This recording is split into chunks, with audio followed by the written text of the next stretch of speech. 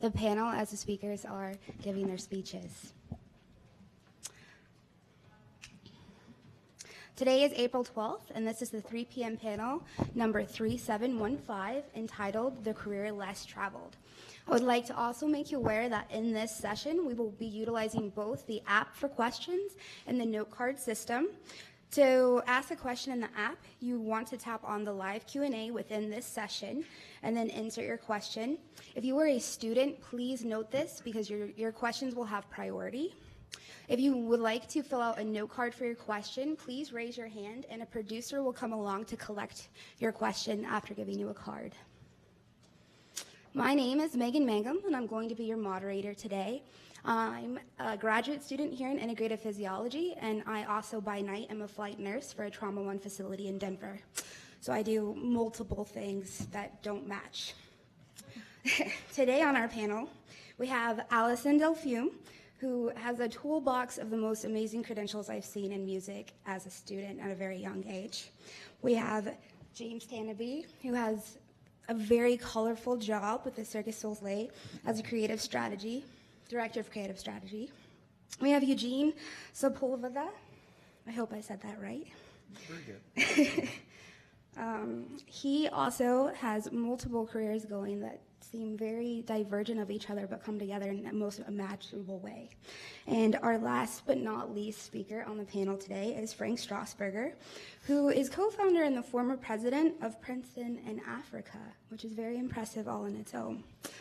The first part of this panel is going to be opening statements from all of our panelists. They're going to have 8 to 10 minutes to discuss what this topic means to them and what brought them to this table. After that, I'm going to ask them some questions and have them respond, and then we're going to open the floor to your questions. Alison?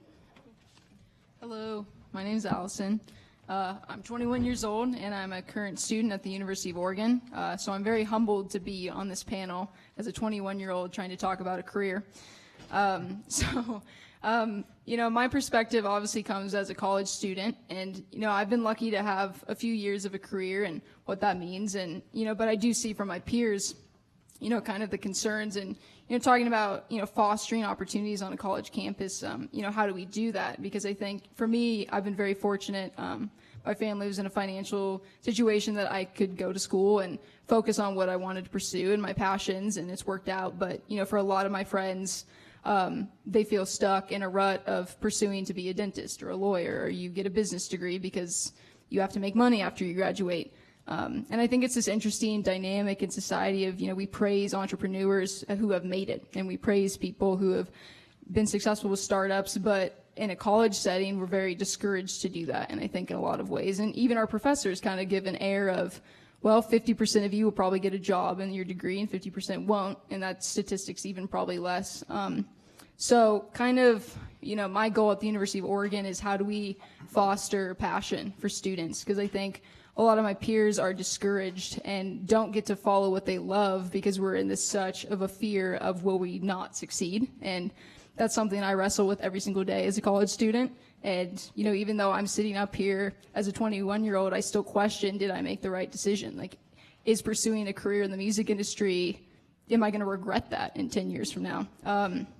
So I kind of formed a group at the University of Oregon called the Music Industry Collective. And what we do is we foster opportunities for students passionate about the music industry. So if you want to be a professional musician or a manager or a booking agent or whatever you want to be, we bring in music industry professionals and workshops and site visits to foster inspiration to get students thinking about their careers early on. And I think that's one thing that really helped me as a freshman going into college was knowing exactly what I wanted to do, and I was bound and determined to do it. So, really being creative with the opportunities that are given to you. Unfortunately, at least at the college I go to, even though the University of Oregon's been very supportive, the music industry up there is not very big. So, creating opportunities and how do we do that, and trying to get a career in LA when I'm in Eugene, Oregon is very, very different. So I started working for a music magazine remotely that was based in LA. I just started cold calling people. If I liked a band, I'd find their manager and I'd call them up and be like, hey, can I shadow you or can I talk to you? And in 2 or 3 years, now as a junior, I've probably made over 500 phone calls to industry professionals, maybe 20 worked out.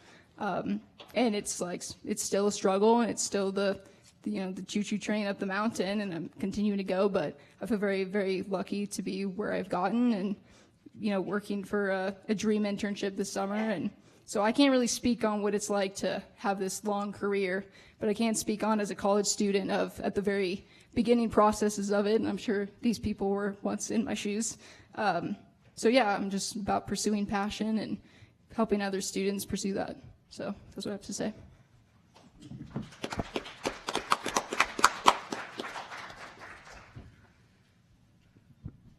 Thanks a lot for kicking this off, Alison. Before I jump into some of the things I wanted to talk about, I just wanted to get a quick pulse check from the people in the room. How many of you feel that we should, and when I say we, I mean people who are looking for jobs, careers, at any stage in their life, do you think that we should be pursuing careers that are less traveled?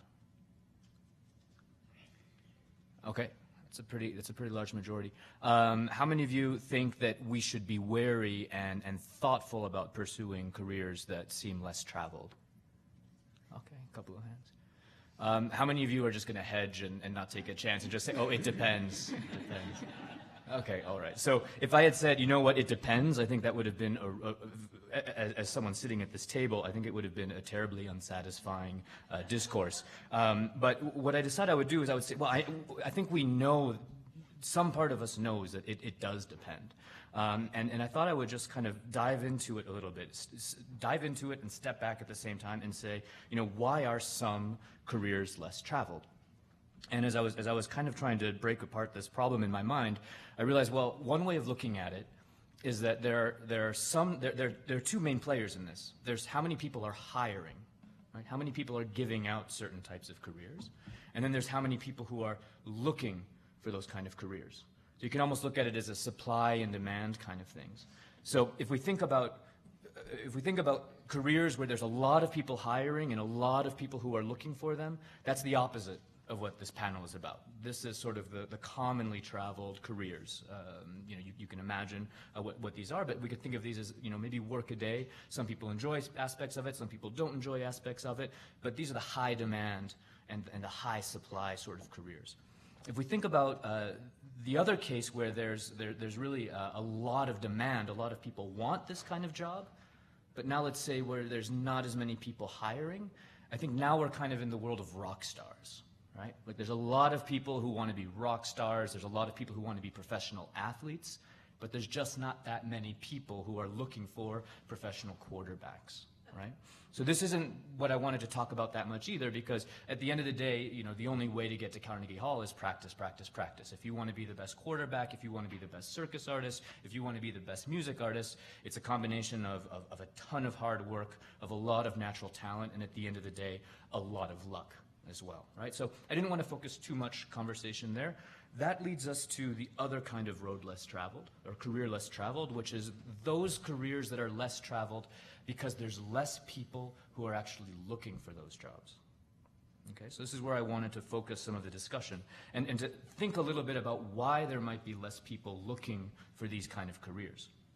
Now, we've already talked about the two different employment environments. So you can imagine a case where there's a lot of people who are trying to hire people, but there's just not that many people who are available.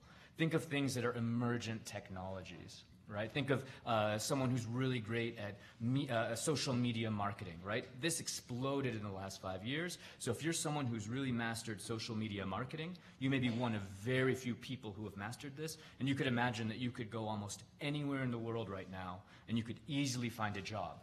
It's still less traveled today because it's possibly an expertise, a skill set that's just not as present. But it's very different. It's less traveled for a very different reason than the rock stars and the sports stars that we just talked about, simply because of the availability of that talent. So think of these as the rare profiles types of careers. That takes me to the last type of career less traveled, which I think is sort of the most interesting one. These are cases where no one's looking to hire these people, And there's not that many of these people around. And when I thought about this, I said, okay, what's an example of this? What's an example of this? And the first one that I came up with is just bad idea careers.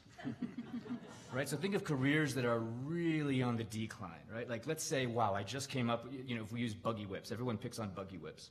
I just came up with the best idea for a brand new digital buggy whip that's going to help your horse and buggy go so much faster, get so much mileage. It's a fantastic, fantastic efficiency improvement on the buggy whip, right? No one's hiring for that. Not many people are going out for that job, but it's not necessarily a good idea for us to say that is definitely the career less traveled that we should be following. If we think about it, the other side of that, which is where you still don't have many people looking for this job, there's still not many people who have the profile or who are looking for these jobs, but where it's a good idea industry. I tried to think of this, and I realized that there's sort of two flavors in my experience that I've seen of these kind of careers. One is where no one else is looking for this job because no one else knows about it yet. So in my career, where this happened for me is I graduated from circus school. I found myself in a really, really competitive market for circus artists in North America. In Europe, it was super competitive for circus artists. And just by luck, just by pure happenstance, I found myself in Asia because my first major project was in Japan. After I finished that project, I look around and I realized not only was I the only professional circus artist that I could see anywhere in Asia, there was also no one who could hire me because there was no one who was a producer. So I realized, wow, if I set myself up as Asia's only circus producer, I really have an opportunity to build something. And so from 2004 until 2008, I was able to do projects all across Asia, basically piggybacking on the success of Cirque du Soleil, Seven Fingers, Cirque Oise, and all of the success that circus was having in Europe and in North America, just because no one had heard about this or thought about going to Asia yet. So I wish I could say I was a genius. I wasn't a genius. I was just at the right place at the right time with an idea that had legs that no one else had heard about. I'm going to come back to this a little bit later because there's a danger lurking under the water that I want to touch on. But let me talk about the other good idea industry. And this is the kind of industry where no one is necessarily hiring for it and no one is necessarily the right candidate for it. But it's for two very important reasons. One, the people who can benefit from these profiles didn't even know they needed it yet. Once they hear about it, they'll recognize, oh, that's indispensable. How did I get by without it?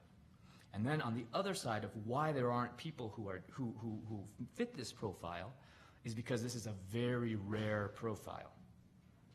Okay, I'm getting to the end of my discourse, but I want to be very specific on this one piece. A profile can be rare for two main reasons. Okay, one can just be because it's brilliance and it's genius and you're just absolutely a 1 in a billion type person. But then there's another type of rarity that comes from a breadth of perspective, a breadth of expertise, and really a breadth of life experiences. Okay? This is where today I'm very lucky to find myself, where I have a job description that no one would have thought was necessary for an organization. I am a director of creative strategy for a circus, right? So the skill set that's required of me is I need to have a very tactical, on-the-ground understanding of the realities of being an acrobat, of producing acrobatic shows, but at the same time I have to have a broad understanding of business strategy, while at the same time having really deep expertise in things as diverse as marketing, as finance, and operations. This is not something that I could have woken up when I was 4 years old and said, Mommy, I want to be creative director of innovation and creative strategy at Cirque du Soleil. It just wouldn't happen. But because of the 10 years that I've had, during which, by the way, I could never say I had a career because I've never held a job for longer than 18 months. But the breadth of that expertise has given me this sort of arcane knowledge that has allowed me to create value in a very specific way to a very specific type of organization that luckily I care about. I talked about danger lurking under the water in the other case where I was a circus producer in Asia. As soon as people started hearing about the potential for live entertainment in China, very quickly, I was not the only kid on the block. If I were to try and go back to Asia right now and try and be a circus producer in Asia and maintain a living and have any type of relationship with the clients that I had in the past, I would have a much harder time doing it. Because as soon as people realized this is where the money can be made, everybody moved into that, market forces came into play. So it's something to be thinking about. Just because you're having, you're the only kid on the block right now, you have to think about, is this because of my luck, or is this because I actually have something that's inimitable? I could end here, but I want to do one more, I want to add one more piece to this story, inspired by what Alison said, because in my experience, I think that the actually least traveled career that I've ever seen are people like Alison. People who recognize that true leadership with a service mentality to the people who are making up your community of shared interest, in your case, music production, music industry, the people who are saying, we really need leaders who are able to give voice to our common needs, to unify things. This, to me, is one of the careers that is most lacking. The good news is that whatever career you're interested in pursuing, I guarantee you that there are a ton of opportunities, if you can find them, for how you can act as a leader in that industry and create value for everybody as a whole. So thanks very much for that. Cheers.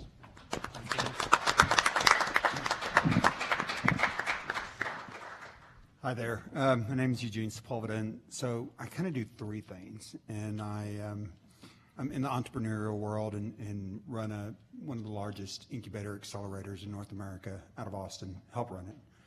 I have always been involved in politics for a long time with President Obama on his campaign. And a couple of years ago, a friend of mine and I were sitting around and we decided, somebody new needs to run for mayor, and he was going to run for mayor, and I'd be damned if he didn't win. And so now I'm a senior advisor to the mayor, and that's a lot more work than I meant. And third is really about philanthropy. My husband and I have a fund called A.B. Porter, and we invest in conversations and art that build community. But then I also sit on 3 different foundation boards and kind of act as a liaison between tech entrepreneurs and the philanthropic world and the government world. And to tell you how my husband is similar. I mean, Stephen is an economist. He got a PhD from Stanford, and he's a playwright that's been produced all over the world, and he teaches theology. And I tell you these 3 parts of each of us because I think that's what attracted us to each other. I'm not sure I promote careers. What I promote to people is developing the skill set that you have. And if I look back if I connect the way I look at the world to the way James was just describing the world, the commonality here is, I want people to imagine not where the hockey puck is today, but where it's going to be. So don't look at, I'm 15 and what do I want to be? Well, I want to be a software developer because they make a lot of money right now. Well, actually, those jobs are going away. They're going to be automated through artificial intelligence. Most of them. 60% of jobs are going to go away through software and outsourcing. But those of us that differentiate ourselves because we really pursue our passions and we have multiple skill sets that come together in a very unique way, very similar to what both these guys were saying and to what I'm sure Frank's going to be talking about. That's the differentiation. And I think your career path will present itself to you. And it will be a circuitous route. It's not going to, you couldn't have described, I don't know that you know which ones yours will be. I always say don't discard. So pursue what you're interested in, what you are good at and what you wish to be good at. Practice from a young age and pursue those things that you have a charismatic attraction to, that you can get lost in. In terms of the way to find a job is, just try. I have 1,000 young people, mostly young people. I'm certainly the oldest person in our building, that are part of Capital Factory. And they all want to pursue something in the entrepreneurial world.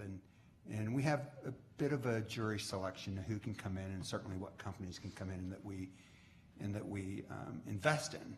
But we know that most of the people that come in aren't going to be successful in what they're pursuing. Even when if there's some angel investors out here, I mean, you know, the pitch deck that someone puts in front of you is not going to happen. The assumptions are going to change. The experience is going to change. What you're looking for is a person who's adaptive and agile and who will learn from others. And so we allow people in to Capital Factory that we want to make it a safer place for them to fail. And we want to be able to put them together with other people who we know they're going to create really good shit with next. So I'll leave it with just, particularly for the younger folks in the room, pursue your passions. You know, sure, you're going to have a way to pay the bills, but you can have a day job while you're pursuing your passions. Frank.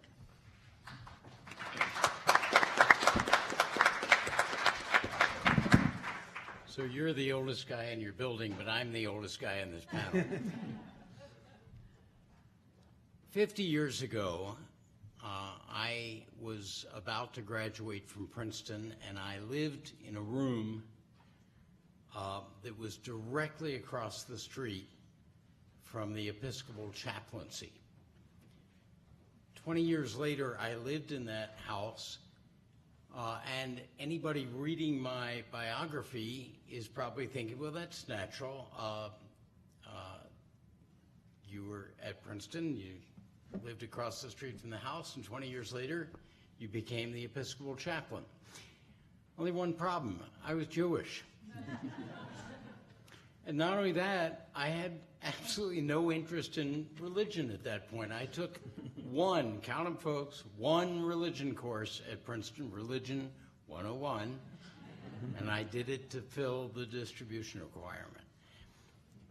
So my point in saying that, because I think this panel is not about our careers as much as it's about particularly the future careers of the students here, is that there is not a single moment in my life, and I'm 71, when I could have predicted what I'd be doing 20 years later.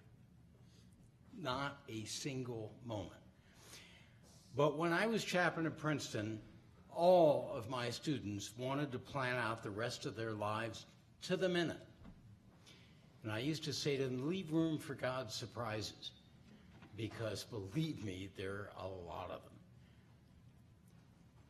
This panel isn't nearly long enough for me to tell you how I got from Princeton as an undergraduate to Princeton as the Episcopal chaplain. But I will tell you that though I was introduced as the president of Princeton in Africa, that was not a paid job. That was just volunteer.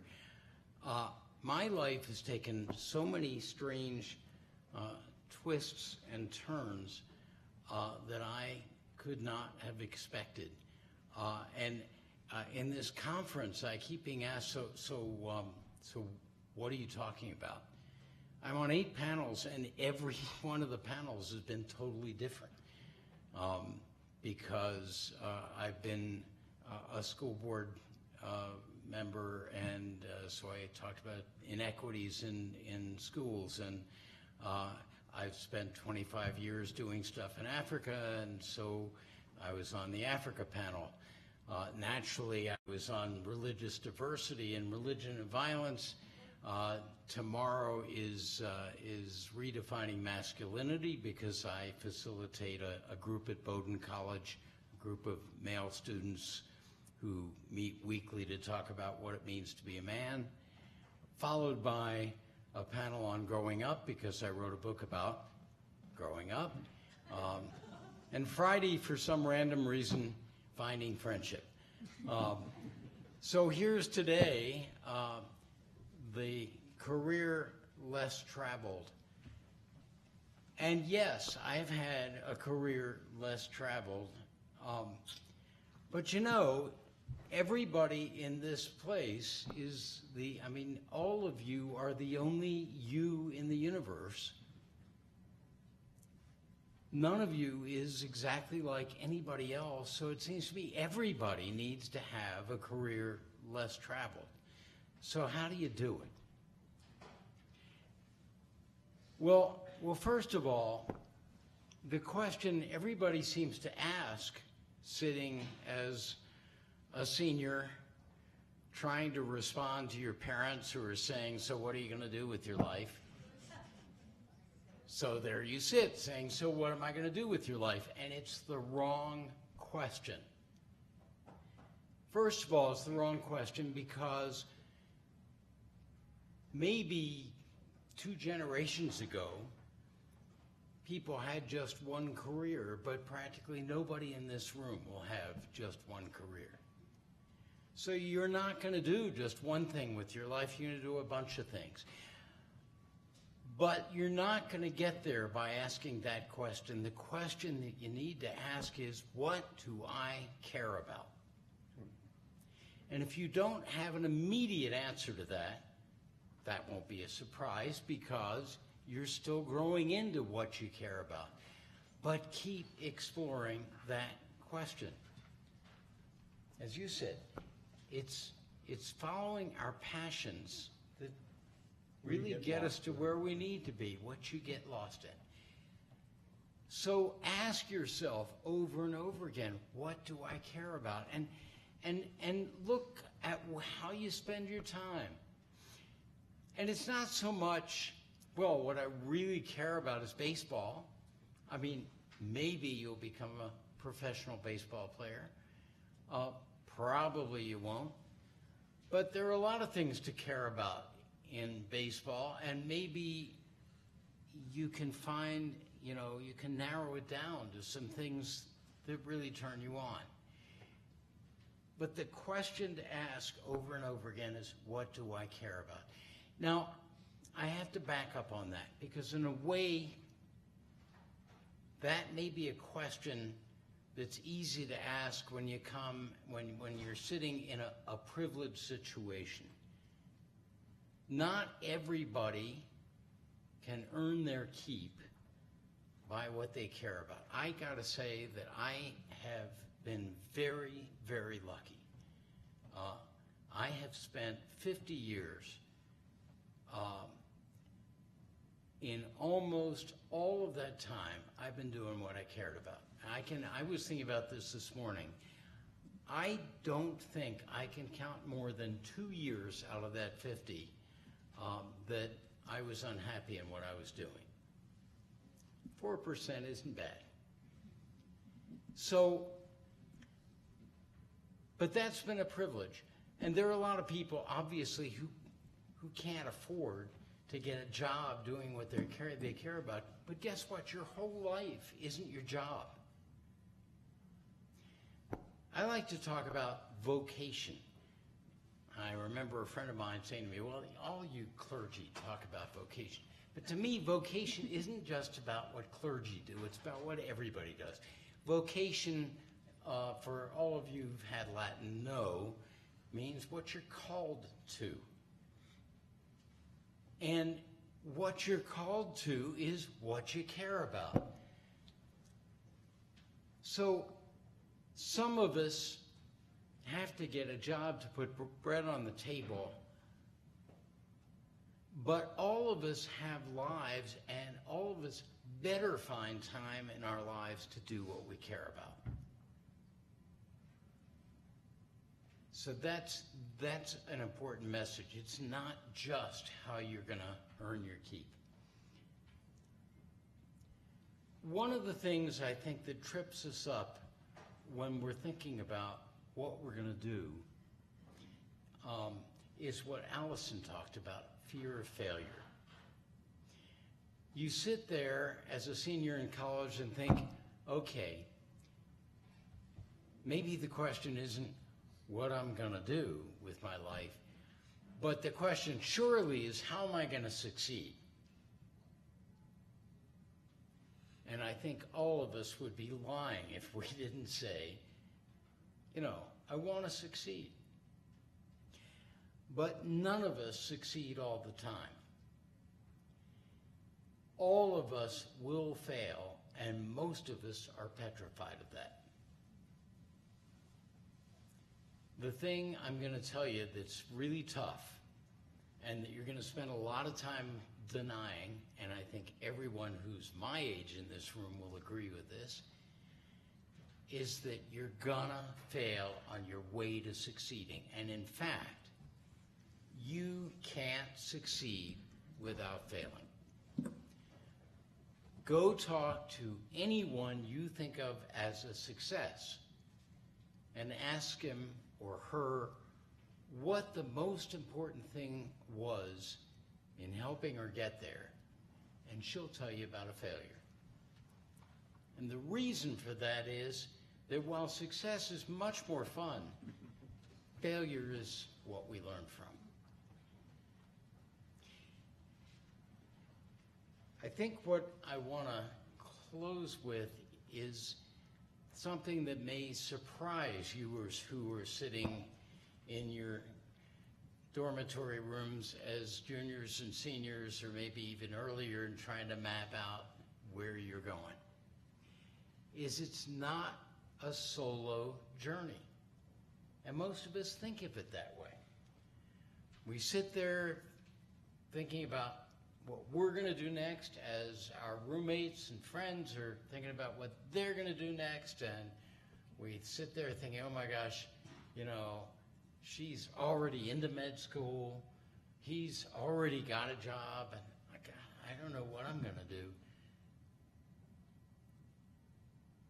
While each of our paths is independent and different from everybody else's, our paths all cross. As I was walking to this, a metaphor occurred to me, so forgive me since I haven't really thought it through. The metaphor may or may not work. But, you know, I think we think of looking for a job, looking for a career, looking for our vocation as getting into a car and going somewhere. But we all know these days we got to preserve the environment, so we can't each get in a car, right? And the fact is, we're going to be a lot more successful finding our vocation if we get on a bus. And yes, that bus is sometimes going to take us places where we didn't mean to go. But those places are going to show us some stuff. And so will all the other people on the bus. And we can always get off the bus and take another bus.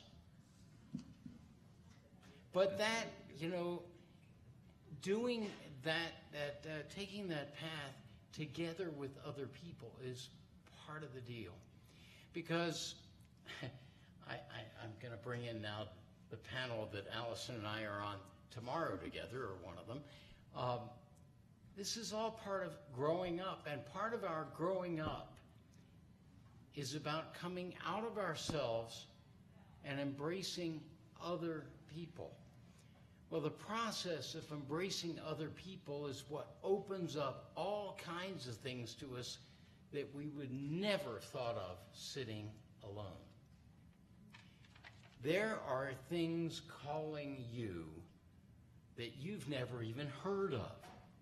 Just as sitting in my room as a senior at Princeton, I didn't even know what went on at the Episcopal chaplaincy across the street. I'm not sure I knew that's what it was, in fact. So you got all kinds of adventure waiting for you. And, you know, I think one of the things that holds us all back is our fear of doing something that is not like what everybody else is doing. We don't give ourselves credit for knowing enough to do that. And James asked everybody, you know, should we follow the career less traveled? And then he asked, and I saw all kinds of hands go up of people my age, you know, do you have the guts to do it? And well, the fact is, each of us lives a life that is unique. And so the day you finally say to yourself, I don't have to do what everybody else is doing. I don't have to play catch-up ball here with somebody else because each of our paths is unique. Some people are going to make it by the time they're 25. Some people like Alison are going to be right on the road right at the beginning, but 20 years from now, who knows what Alison's going to be doing. Your path is your path. It has its own rules. So embrace that and go for it.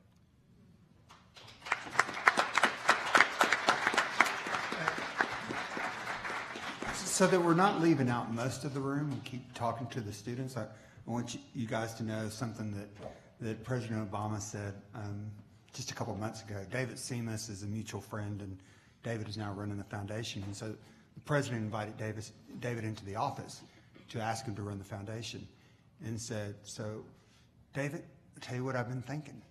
I'm only 55 years old, and this cannot be the peak of my career. We've got to do something that transcends being president of the United States.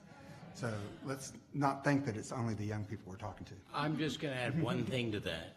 I'm not 55, I'm 71, but when I retired, I decided, retirement can be threatening for people. But that's largely because they decide they want to still keep doing what they've always been doing. I thought, what an opportunity to retool, to become new. So I said two things about retirement. One, I'm going to refuse to run anything. And two, I'm only going to do the stuff I care about, which of course is the rule I made a long time ago. So, since I retired, I've written a book. I teach kids in an alternative high school program. I facilitate a men's group. I'm involved with 2 African organizations. I'm on a bunch of other boards. I'm busier than I've ever been, and the difference is nobody's paying me for it. But I can say no. And more important, I can say yes. Excellent. Thank you so much. I would like to remind the room, because we had a few people come in late, if you'd like to ask a question to our panel, please raise your hand, and a producer will bring you a note card. I have a question for the panel, and it's not directed at a single person. You all have found a way to gain socially acceptable success, but you have done what seems to be a very rare achievement in finding personal success and fulfillment by deviating from the norm. Was there always an innate drive within yourself to pursue the work you have a passion for, or was there a catalyst that spurred you forward to pursue this path? I'll go first. Well, I actually never thought about doing music as a career because, like, growing up, I always played music, but I feel like we kind of treat music as it's a hobby. So I never really, it didn't even cross my mind until I was like a junior in high school, I think, that I could even pursue music as a career. And at that point, I didn't really know what that was. I definitely didn't really want to be a professional musician, but at that point, I didn't know a lot about the music industry. So, I don't think I've grown up my whole life knowing exactly what I want to do, and I still don't know what I want to do. But I definitely think that I've always kind of had a drive to do something that's meaningful. A professor of mine told me my sophomore year of college, she came into my class and she said, the minute you start doing something because you want to make great shit, you'll start being successful. And I took that really to heart because I think as a college student, we spend so much time worrying about the grades and GPA and what are we doing and am I going to get this internship? And we don't think about, are we making work that's like going to make an impact? So I think I've definitely always had kind of a drive to make a difference, and whether that making a difference is with music, I still don't really know. But yeah, I feel like I've always kind of had a drive to make a difference. Thanks, Megan, for saying that helping or doing circus is socially acceptable success. I'm not sure that my parents would have ever agreed with that. Which brings me to a point that I was thinking about as I heard the other panel speak, which is doing what you care about is great, but one of the things that I think a lot of artists wonder about is, well, what if what I care about isn't important, right? Like, I do backflips. Right? I do splits. This isn't saving the world. This isn't curing cancer. And I think that one of what you're talking about when you say that the socially acceptable success is that I've been able to very happily find a place where I can contribute in a way to liking baseball, right? Like, I like circus. I love circus. I love that it brings people together. I love that it shows what international collaboration can do. And I found a way that's no longer on stage, but to try and help build that into something. And I think that this may be what you're referring to, and it's coming down to getting on the bus, right? Because another thing about getting on the bus is no one really likes being on the bus. It's not super comfortable. It's not as direct as you want it to be. You're maybe dealing with people you don't want to deal with, and it's not, there's all these things about getting on the bus. But a big part of that, I think, is what you're talking about, is how can you take those steps, how can you jump through those hoops in order to make something, to take what you care about and make it something that goes beyond you or beyond that thing. I always ask people to come play. So if I want to recruit people to get involved in something, I say, come play with me. And part of it, I was getting an award a few years ago, and they had polled my godchildren, and one of my godchildren wrote that Eugene's a 50-year-old and an 8-year-old and a 50-year-old body. So I'm kind of immature. But people like to play. And whatever makes you happy pursuing, it's unimaginable to me that there isn't some kind of path from there to sustainability. I will also, and this is for the young people in the room, the correlation between happiness and the people that are pursuing something that just makes their heart sing is so much stronger than the correlation between my friends who are really rich but are doing things they don't like. They would trade their jobs for people that are in the circus or that are an artist every day. I'll tell you, and I'm going to go quickly, I was taught at the University of Texas in the business school, both the undergraduates and the undergraduates and the masters in the MBA program.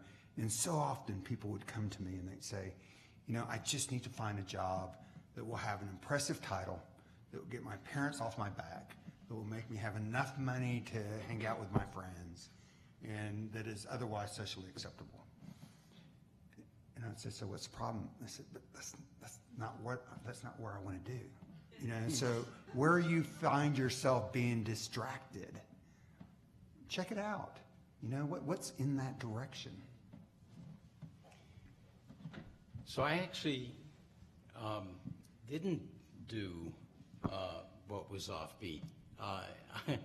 I went to college planning to be an architect, but I had shaky hands from a benign essential tremor, and thought, goodness, you're going to drive yourself crazy trying to draw all night and tearing everything up. And those, not in my day. So I gave that up and decided to write film scores. Okay, there's your nice offbeat thing, right? So by the end of my junior year, I realized I wasn't going to write film scores. And I began to realize that what I really wanted to do, what I really cared about, what I was called to do, was to teach.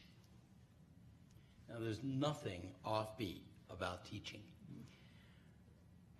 I went home and told my parents, well, I've decided not to write film scores. I'm going to be a teacher. I thought they would be delighted that finally I'd gotten sort of real about things. But it wasn't their reaction at all. They were kind of excited about having their son the film score composer. They already had their son the doctor, my brother who's sitting in the audience. My mother looked at me and said, a teacher? As if to say, we sent you to Princeton to become a teacher? And, but this time I had really gotten into the passion of it.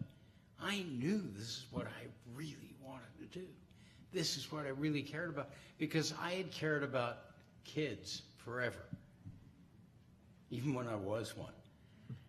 And so the following year, I started teaching. And I got to tell you, I have never been happier in my life than when I was teaching. In fact, as I think about it, really being a teacher is what I've done for 50 years. It's just taken different forms. And the good news is that early in the fall, I called home about something, and my mother interrupted me, and she said, "You really love what you're doing, don't you?" And I said, "I sure do." And then she said something that I thought I would never hear. I don't believe I ever heard again. And I hope all of you sometime get the chance to hear it. She said, "We were wrong. You were right."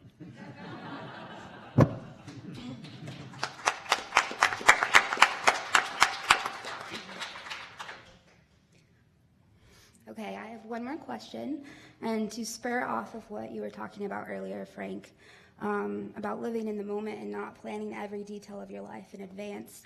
I think that's great advice for anybody at any age, because I feel myself doing it constantly, and all that does is drag me into anxiety that doesn't make me productive. And as soon as I snap out of that and bring myself back into the present, I find myself doing my best work.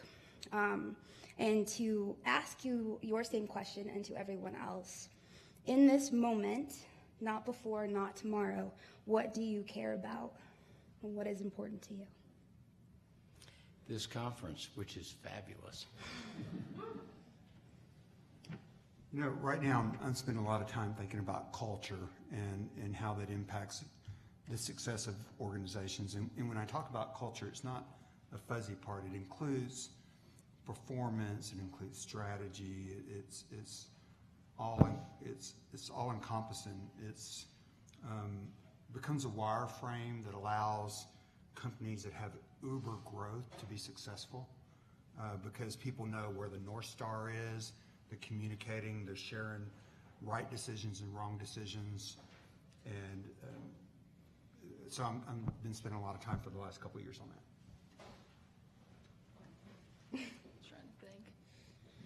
I'd say like right now, I think the thing I'm most passionate about is letting like peers and fellow students pursue their passions. That's been something that since going to college I've been very passionate about and have kind of focused my attention on at the University of Oregon. Maybe it's the performer in me. I'm still thinking about this panel, and like I'm hearing, okay, what are we talking about? What are the themes that are emerging? What are the things that make your eyes pop a little bit? What are the things that make you smile? And how do we keep giving you that?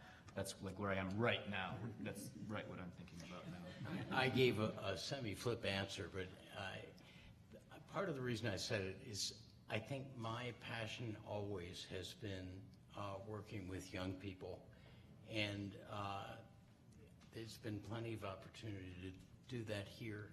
It's what I do when I'm home. It's what turns me on, and you know, I've been really lucky. I've been able to do what turns me on. Part of it is that I'm a consummate opportunist, and that word gets a bad rap. But I think all of us need to be opportunists in order to recognize things that come along and jump on them. Thank you.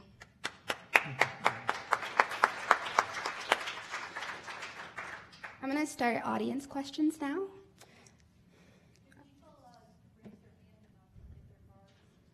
If you're finished with your note card, just raise your hand and producer will come bring it to me. I'm going to start with a question from the app, and it's from a student, and it was submitted within like 5 minutes of us talking. The question is, what is a reasonable number of years doing something you hate before you should just sell all of your stuff and pursue what you want to do? A year's too long. Go ahead. I can answer that because I have twice been in situations that I recognized fairly early I screwed up, that this was not where I should be. I'll alter that to say that I think, ultimately there are mistakes, but nothing is worthless. That you can turn anything to good and help make it valuable for you. But that doesn't mean you aren't wasting yours and everybody else's time being where you are. I've been a big believer in cutting your losses. When you see you're not where you need to be, life is too short. Not only for you, but the people that you're with, because you're probably not profiting them either. You need to look around and realize that other people may be depending on you, and do everything you can to make things right for them. But ultimately, the sooner you move on, the better, in my opinion. I want to quantify it more precisely. So in the business world, I sit on boards and we incubate a lot of companies and invested in about 180 companies in the last 3 years. We look for CEOs that will make a decision in the first 90 days. You can't help but sometimes make the wrong decision about hiring the person, whether it's not a cultural fit or whether they oversold themselves or whether there's just some chemistry that doesn't work. And we expect our CEOs to correct that within 90 days. They ought to be able to recognize it in 45 days and correct it in 90 days. And I think the same goes for an employee. Nobody's fault. You thought it was going to be different, but you get there, you don't like it, change. It's not good for you or the company. I think the question is, why do you hate it and what are you getting out of it? Failure resonated with me, and I was like, oh no, I've never failed, I've always done well. And then I started thinking about it. It's that I didn't think of it as failure. I'm an astrophysicist who got a 25% on my freshman physics final. I was counseled to leave MIT because college wasn't for me. I never understood microeconomics, but I'm an economist. I failed unicycle. I failed unicycle. I have a whole bunch of failures, and those failures weren't fun, and they were miserable, and I can't tell you how many times I wanted to quit those things. But the reason I didn't was because there's not a time limit. It's because I knew that if I could make it through freshman physics, if I could make it through the first year of microeconomics, if I could make it through unicycle, that it was going to help me get to that greater goal that I had going forward. So I think for me, it's not really a question of time. It's more a question of, do you see this suffering and this unhappiness taking you to where you ultimately want to be? James, I agree with that completely, and I think that's a good Differentiation from job, yeah. Well, but it's sometimes hard to recognize when you're sitting in a situation. Is this am I saying I got to get out of here because I'm afraid of failing, or I got to get out of here because this isn't me? Great. As you address the typically aged students here, 18 to 22 years old, could you also speak to the older students or folks who are middle-aged or older? How to regroup and begin again, and how to deal with the feelings of regret? That's all you guys. I don't know. You might have some good advice for this. I can think of a particular situation in which I left a situation feeling a good deal of bitterness. And I realized very early on that I needed to deal with that. You will have heard this expression before, I'm sure.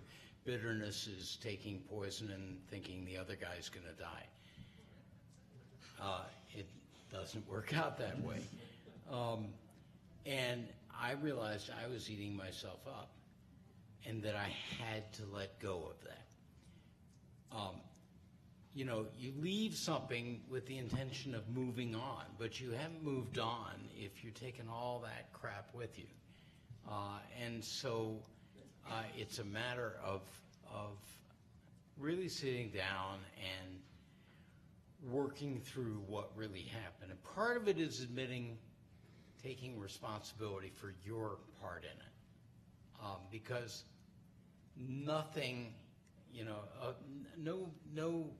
nothing like this happens without some complicated stuff going on. You got into a situation that you didn't know everything about, and a lot of stuff came down. but you've got some responsibility. So you got to face that and deal with that. That makes it a lot easier to move on. And then remembering that all those people that you were involved with that turned into devils were actually human beings, you know, and that they've got their problems. And when you can separate their problems from your problems, then you can move on. I think it's a frame in which your time might be up. So I have, quote, graduated from 2 jobs. And that is because I'm really good at starting something and I'm really good at fixing something. But I get really bored maintaining something. And I'll lose sight of the metrics, and I'll be kind of become uninspired. I mean, when we're trying to build something, I can inspire people to jump on board, or when we're fixing it, you know, to jump on board and bail. So people have helped me graduate from a couple of jobs because I wasn't the right person for them any longer. And you know, Frank talked earlier about failure, and certainly at the incubator accelerator, I had mentioned before, we bring in people we don't expect their first plans to make. We want them to be successful at failure, and we even have an acronym. We say FAIL is Fast Applied Iterative Learning. And, you know, it's just a path. There's no one who's not successful who hasn't had some setbacks. And that goes for an initiative ambition or a career ambition. But it often takes our friends to help pull us out of that depression. Do you think about regrets ever? Like, do you try and avoid regrets? I think I think about regrets. Personal anecdote.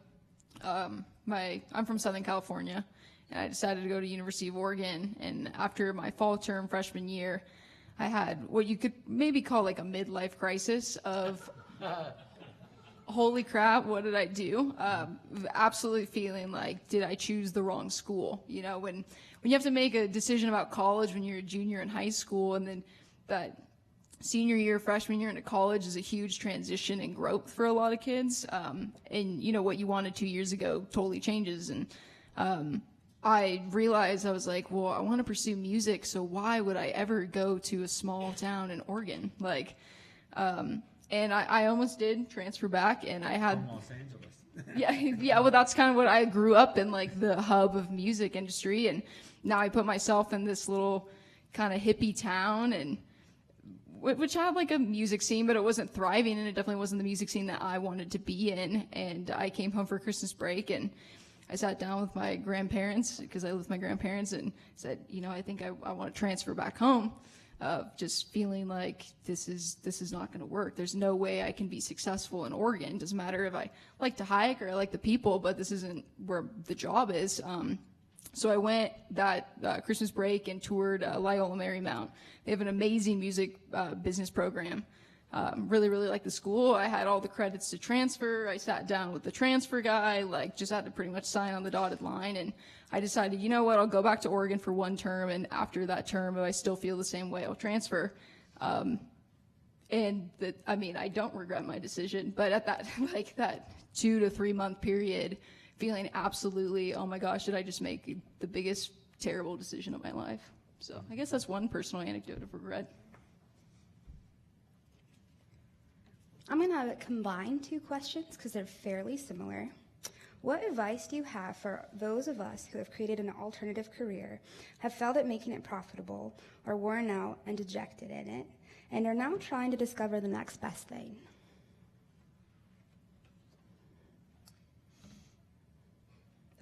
Big question. Well, I guess I'll go first again. Same thing, I think it's going back to the same thing that you started with, which is, what do I care about? What do I care about now? You know, we don't keep caring about all the same things all the time. But at any given moment, if you can be doing what you care about, then you're going to be most fulfilled. So what you did didn't work. Yeah, and you've gone through all the reasons it didn't work, but it may be time to try a new adventure. I'd say be sure to debrief and bring some friends into this, or people that you think have expertise at what you were trying to do. While we even celebrate failure, we really are looking for those who learn from their failure. And they've got to be able to articulate what went wrong and what they would do differently next time. And sometimes it takes longer to get there, to get a little bit further away, so you have perspective. But like I said, there's 1,000 of us there, and we all try to help each other with that process. So call on friends or colleagues, help them, help you debrief. It may be that the perspective is that this path has no outcome that you're looking for, or that there might be another way to go after it. So this is hard to do in a panel, but the word that jumped out to me in that question was profitable, and I don't know if it was in both questions or if it was in one, but there's a lot of whys behind that profitable, right? I mean, everything from why did it have to be profitable for you to continue, right, to why was it not profitable? And I think that this is to me kind of the question that if I were in that situation, I would need to ask myself that question. Like, what was it about me? What was it about this venture that made profitability a metric for success? And is it something that I'm absolutely not willing to move on? And what do you mean by profit? I saw maybe one of the questions, yeah? Okay. Sorry to interject. Another question, is that okay? Sure. I really like your question of what do we care about. It's very powerful, but it's also very encompassing. We all can easily come up with community, happiness, contribution. How can we evolve that conversation internally? I feel like it's a dichotomy of these things coming together. How can we, as a student, make this more settle a bit more in tangibility? Well, part of it, I think Eugene is exactly right when he talked about debriefing, briefing in the first place. Bring other people into it. You're all on the same search. You're all searching for different things, but you're all searching. So search together, because it's going to be other people that will ask you some of those pointed questions. Well, great, so you care about community, but how are you going to do this? What do you care about? Why do you? Where do you want to be? Why do you want to go to Africa? Where in Africa do you want to go, and what is it you want to do there? People are going to ask you that stuff, and it's going to sharpen what you're thinking about. And I would say, I would add to Frank's answer, there's 2 more questions to that. So you have to do a Venn diagram. It's great what I care about. That's one universe. What am I really good at is another universe. And what does this community or this world need? And then focus on the intersection of those. Okay, so it's 2 more questions. Yeah. I'd also like to add to, because he's talking about making, what you care about tangible. I think, use your university resources. I think that's been a big thing for me, at least as a college student, is, here you have this idea and you have this vision. Not only find other people who share the same vision and work together, but, kind of have the universities backing on that. When we kind of first sought out to create a long-lasting music community for students that were being underrepresented at the University of Oregon that wanted to do music business, I think what's been beautiful about it is here's this collective of not only students, but of the university backing us and having that support. And I think that's one way to make those types of things you care about tangible. I would only add a caveat on what you're good at. It's absolutely important to end up doing what you're good at. But you're good at a bunch of different things. And you no doubt have people around you saying, oh, you're really good at such, you gotta. I played the piano as a kid. And one of my problems about playing the piano is that everybody always thought I was better than I actually was. Now that sounds like false modesty, but it Beyond actually your mom, is not true. just your mom. Well, my mom, yeah, she didn't think I was as good because I didn't practice enough, right?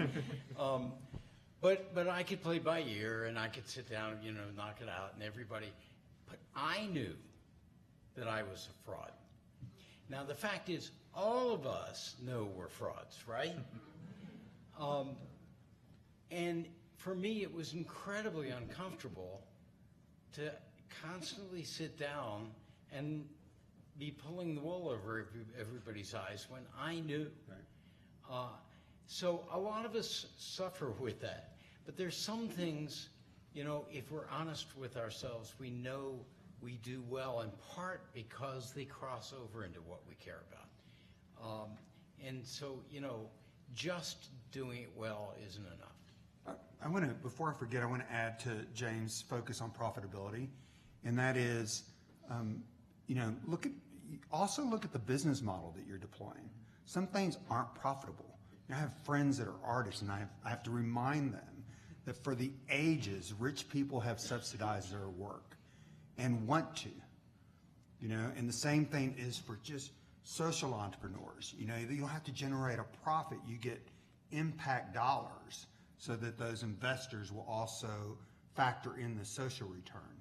So let's make sure that before you decide that this model doesn't work because it's not profitable, that you're deploying the right business model. And you may have people, if the work you're doing is important enough, that want to help pay for that. And it wouldn't be done, you know. Google would be doing it if it was profitable already. I have another student question. Were there multiple passions you had to decide between? I'm sorry. Were there multiple passions you had to decide between? Yeah, always. And you don't have to, I mean, you know, as I said, you got a big life, and you can exercise different passions at different times. I mentioned my husband who you know, Stephen was the national debate champion when he was a senior, and, you know, PhD from Stanford, and named outstanding emerging playwright in America, and he's a theologian who speaks all over the world. And he went in his late 20s. He went to his mentor, who was Episcopal priest, Will. And he told Will, he goes, I like all four of these. You must just tell me which one to pursue, because I just have to pursue one of them. And Will says, why the hell would I do that? He goes, that's like me telling you to chop off your arm or your leg and you're hobbling around. Because what you've got to do is you've got to practice each of those at least 2 hours every week. And then you got to just figure out where the intersection of those come. What's the intersection of those? And that's what makes the career less traveled for Absolutely. everybody here. No discards. No discards. Do not give away your gifts. This question is for Eugene and the rest of the panel. Eugene talked about careers becoming automated in the future. What skills do you think are indispensable? What will the future of careers look like? You know, I don't know of any careers that aren't, very many careers that aren't likely to be automated or, mainly automated. And that's not just through software, but machine learning, artificial intelligence, and outsourcing. It is the intersection of these things. It's the intersections of your gifts and your interest that will allow you to lose yourself in the questions and provide creative, you know, non-linear answers. So that I have a lot of young people in my life, and their parents aren't always see eye to eye, but Stephen and I make them play all kinds of games and take them on all kinds of trips, and now some of them are in their 30s, to try to get them to differentiate themselves, that they are the only people in their place that have these unique combination of competencies. Okay.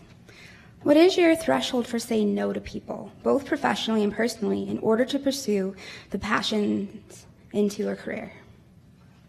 I have a it's hard for me to say no, but I've found a very easy way to do it.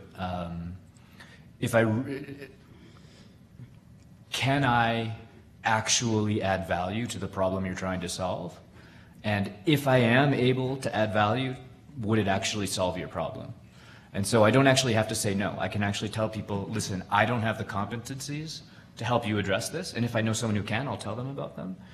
Or the other answer is, even though I can't help you with that, there's a much bigger problem at play here, and it's not going to help get you closer to the big place. So I never say no, but I try and actually be very critical of my ability to take them to the steps they're trying to get to. Yeah, I really agree with that. And I also think, too, I think there's a level of, not wanting to be, taken advantage of. I think that a lot of the times, for people who have, pursued careers less traveled, especially in the music industry and on a college campus, I never really had problems with that until this last year of being in the school newspaper. And now, there's a face to the name and there's all these things. And, really having to say no to people who, pursue that career and do that, but at the same time, don't discredit my hard work and use my hard work for your advantage. So I've definitely had to learn how to say no, and I mean that's tough, but I think everyone has to walk their own path to get there. I have two things I say on that. One is you got to have a big yes, so that when people ask you, you say, "Oh, I love that," and if I wasn't so overcommitted in this, I would love to help you. Or the way people, I have this a friend who I overheard on the telephone telling someone no for a contribution. This guy's literally a billionaire, and so everybody thinks that he's going to be able to give them the money. He goes, there are infinite good causes, and even for me, they're finite resources. I wish I could contribute to you. In terms of people sending me emails saying, can you meet with me? Can you meet with me for lunch? I mean, I get 50 of those emails every week, and more, can you have coffee with me? And I really want to, but you would never get your work done. So I have to write back, what do you want to get out of this? And give them a homework assignment before I'm willing to do it. So please write me 3 paragraphs of your thoughts already, or tell me what you have already researched about this topic. And 95% of it fall off the map. And the 5 that reply back, I love meeting with them. It's very productive. I think part of it is deciding why you're saying no. And part of the reason I find myself now in retirement more able to say no is that I think part of the reason I often said yes more often than I should have is my assumption that I could fix anything. I'm getting to believe that there are some things that I can't fix. And so I'm more willing to sort of let myself off the hook on some things. I'll be honest to say, I live on the coast of Maine, and there are a lot of reasons for me to be able to have time to do some other things other than the things people often ask me to do. And I have a grandchild and a half, so they draw me as well.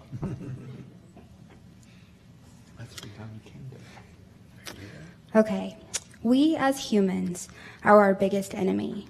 We will knock ourselves down, tear our passions apart, and pursue things that are not good for us. What is the line where you have to decide that you should put, that you should put self above all else, yet deny yourself the ability to ruin your work? Okay. I have a good example for this. This happened to me this last term. I can't stand group projects. I guess I don't even know why they still have them. But I think I've been put in situations in college where, you're all working on a project together, and I got into a situation where, people had assigned jobs on this project, yet there was only 2 or 3 people out of the 8 people doing the work, which is very stressful. And it really started to physically, my body was having problems. I was tired. I was exhausted. I was just not happy. And I sacrificed in some ways. It was really tough, but having to finally sit down and be like, the success of this group is not more important than my physical health. And it took me to that point to totally understand that I work my butt off, and I don't want to stop doing that, but there needs to be a time where when you're around people who are not doing their job and don't care about it, I would rather almost have the project fail at that point. What do the airlines tell you if the pressure drops? Put the oxygen Put the mask on yourself even before your children. You can no good to anyone else if you're not taking care of yourself. But just make sure it doesn't stop there, because Right. Then put it on the children. it's very easy to put the mask on and forget about the kid. And we have this funny idea about who ourselves are. Ourselves don't stop at the edge of our skin. Ourselves embrace all those other people around us. So it becomes enervating to focus only on yourself, because part of your realization of who you are involves reaching out to other people. So it's not as easy as being able to say, okay, I'm not doing anything for you anymore, I'm going to do it for me, I have another student question. What was your getting on the bus moment for you? Sorry. What was your getting on the bus moment for you? The MBA, that was something I really didn't want to do, but I had to do it. I was failing at being an artist entrepreneur. I knew that I was failing. I knew that I had things I was missing. I was not relishing the idea of going back to school, studying finance, studying things that I thought were the evil, profit-driven things in the world. But I got on the bus. I was with a bunch of people that I didn't really fit in with. We went a lot of places I didn't want to go to. Took a lot longer than I wanted to. Unlike the bus, it was a lot more expensive than I wanted it to be. But I'm really glad that I did it, because it has brought me to a place where I am more than 100 times more effective at achieving the goals that I wanted to achieve pre-MBA. That was my bus moment. I'm on the bus, I feel like. For me, it was teaching, and that was because teaching was the first thing I ever totally threw myself into. I always hedged before because I was so scared of failing. So when I started teaching, putting myself into it totally, putting myself right on the edge of that limb, somebody was bound to come along and saw it off. And that happened. But guess what? I didn't die of it. And discovering you don't die of failure was the most important thing I ever learned. Mine was becoming a banker. I didn't have much respect for bankers, but I wanted to learn a lot about businesses and a lot of different businesses, and I wanted to, I grew up a poor Mexican kid, first person that went to college, and I wanted to get to know the world where people had money and had influence and power. So before I converted political persuasions, I had worked for Phil Graham in college, and the RNC asked me to come work for them, and they offered me a great title, and I forget the salary was like $14,000. And I went to then the congressman and said, how does anybody, he goes, well, your parents pay the rest of it. They pay for you to be able to live in DC. I was like, I don't have parents that can do that. He goes, well, you better go be a banker then. That's the second most political job you can find. But it did allow me to experience a lot of worlds, meet a lot of people, and learn a lot about businesses so that I could make some choices. And I know we're going to close, but I did want to say one piece of advice: be careful at what you get good at. Don't be good at anything you don't like, because then people are going to pay you a lot of money and you won't be able to quit doing it. So don't get good at something you don't like. In the last few moments, I would just want to read the last comment from the audience, and it just says, "This has been one of the best panels and panel discussions I have ever heard. Thank you so much." Thank you, guys. And I agree with that. It was a good combination. I want to say that when you said about the group projects, I don't know if you know it or not yet, but you were saving yourself so much heartache by knowing that now. I didn't learn that until I was late 30s. That's really. Are you already late 30s? I'm almost early 40s. I'm almost early 40s. I'm almost early 40s.